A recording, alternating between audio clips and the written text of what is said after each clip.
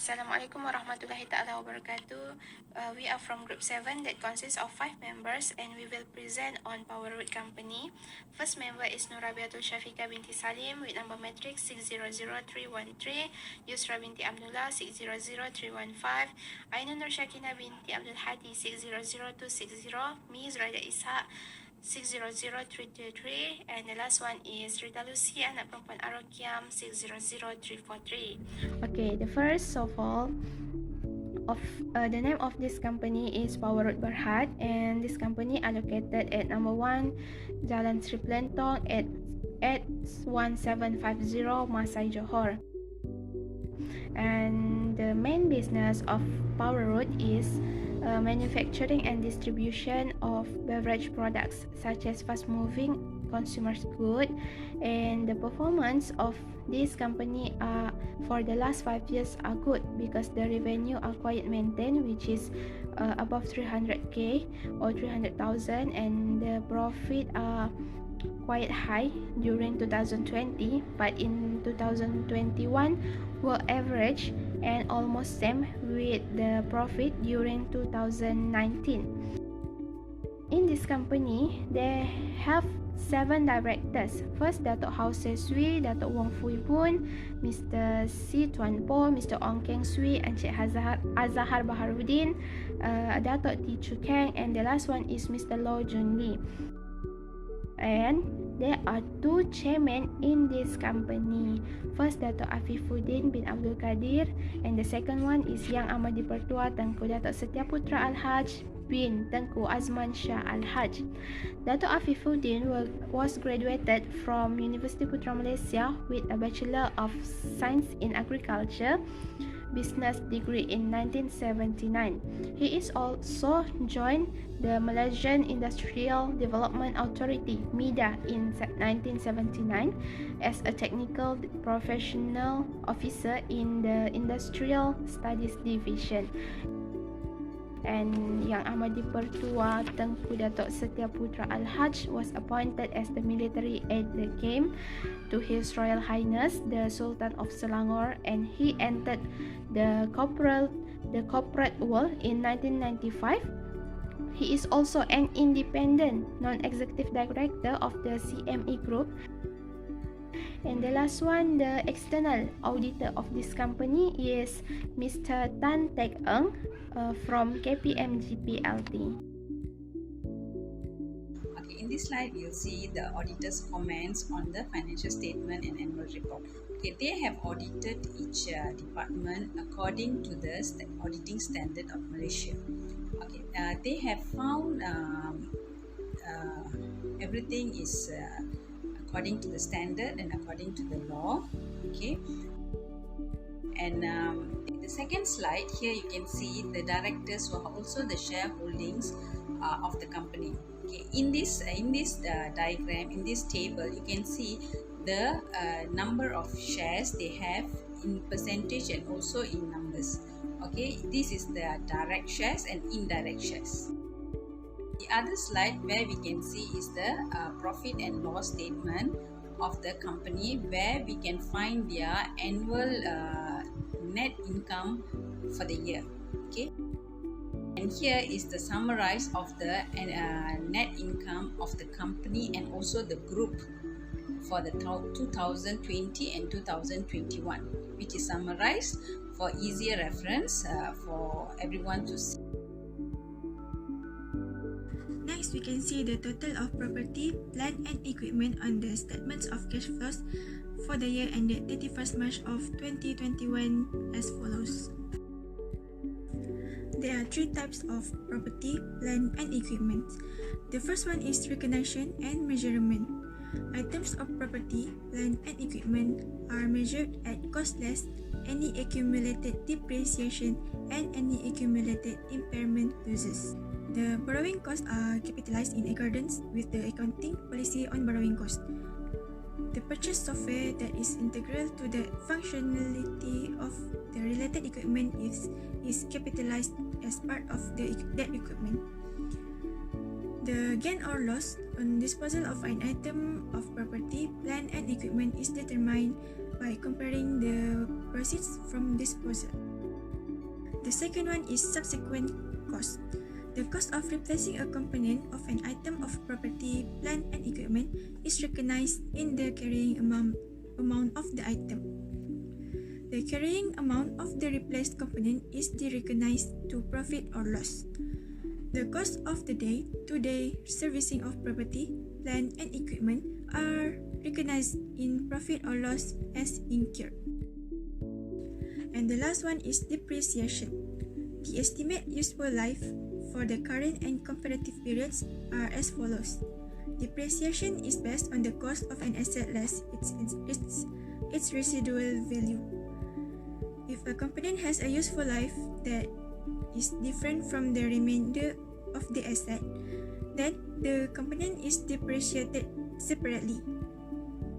Depreciation is recognized in profit or loss on a straight line basis over the estimate useful life of each component of an item of property, plant, and equipment. Property, plant, and equipment under construction are not depreciated until the assets are ready for their intended use. The total liabilities of the company of Powerroad has given on the statement of financial position. As we can see, for year ends 2021, there is 82,725, while for year end 2022, while for year end 2020, 122,835. The total liabilities of the group decreased by 40.1 million in for year end 2021, due mainly to a reduction in trade and other payables. So next we will see the total earnings per share in Powerroad Berhad. Firstly, we will see the basic earnings per ordinary share. The calculation of basic earnings per ordinary share was based on the profit attributable to ordinary shareholders and a weighted average number of ordinary shares. That means the profit we will divide with weighted average number. So as we can see at 2021, the profit was 28,404,267, while in 2022, the profit was 51,454,842. While the weight average number in 2021 is 418,226,268, while in 2020 is 4,922,657. So we divide the profit with weighted average number, the basic earnings per ordinary share. In 2021, we will get the 6.79, and 2020 we will get the 12.83. And next we will see the diluted earnings per share. The calculation of diluted earnings per ordinary share at 31 March 2021 based on profit attributable to ordinary shareholders and a weighted average number of ordinary shares outstanding after adjustment for the effects of all dilutive potential ordinary shares. So in 2021, the profit was the basic profit, and weighted average number also the weighted average number also the basic one. But the effect of shares option in issue in 2021 is 18,065,991, while in 2020 the effect of shares option in issue is 16,833,034, while the effect of exercise of warrant in 2021 is 12,478,397, and in 2020 is 12,018,387. So the weighted average number basic, we will add the effect of shares option in issue and exercise of warrant. So we will get the total is 448,800,656 for 2021, and 2020 we will get the total is 428,774,978. So the diluted earnings per share we will get for 2021 is 6.33, while in 2020 we will get the 11.97. And next we will see the date of annual general meeting. Annual general meeting of Power Berhad was attended by virtual at Friday 27 August 2021 at 3 p.m.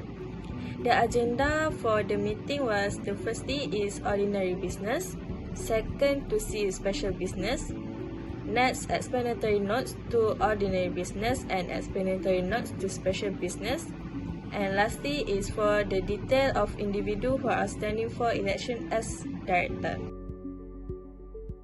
Next question, asking to calculate the current ratio of the company. So the current ratio is a ratio that measures a company's ability to pay his current liabilities with its current assets. So to calculate this ratio, I use a current ratio equal to total current asset divided by total current liabilities.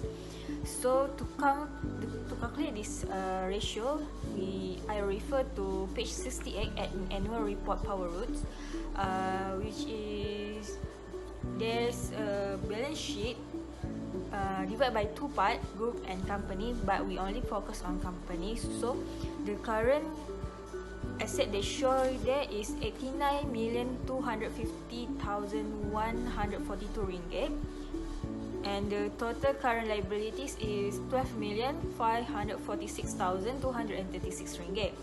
So how we count is 89,250,142 ringgit divided by 12,546,236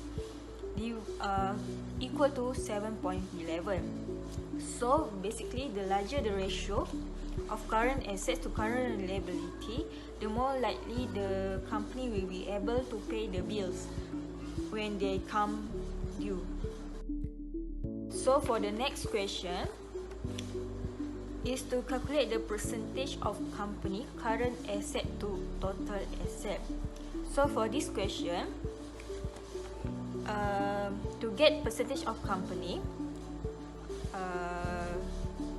I will calculate the current asset divided by total asset and then times to 100% to count the percentage. So when you calculate, you get 32.47%.